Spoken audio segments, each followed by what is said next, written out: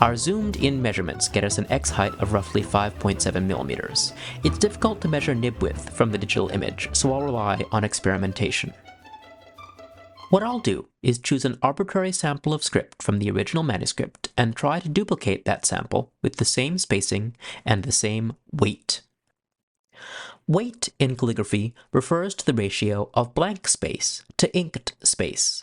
A calligraphy piece that is almost entirely black with ink would be very heavy, while a piece that is lettered with only a few willowy lines would be light. The sample I've chosen here says Indiam Generationis, and it's about 4 line heights long. I measure that same horizontal distance on my paper several times and start experimenting. Our technique might be a little off for this early stage, but that's okay. We don't need to get the stroke order right, and we don't even need to worry that much about the shape of the letter. What really matters here is space. In this sample, the space between the I and the N is maybe 1 1/3 of the width of the stem of the I.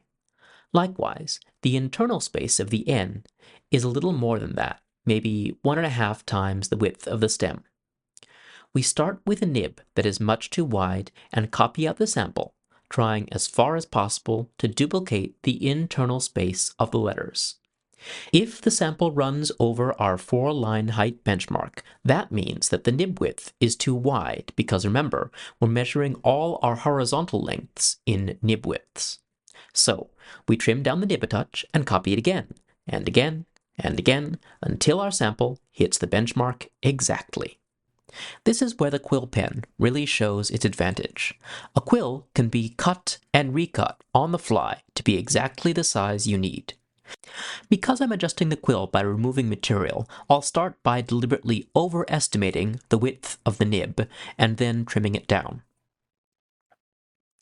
The quill size I ended up with was about 1.1 millimeters, meaning the X height is 5 nib widths high, very common for this kind of script. Notice, by the way, that the letters don't sit exactly on the guideline, but hover slightly above it. This was essentially a universal practice for the entire medieval period, although modern calligraphers, in pursuit of exacting precision, are more likely than their medieval forebears to sit their letters exactly on the guideline.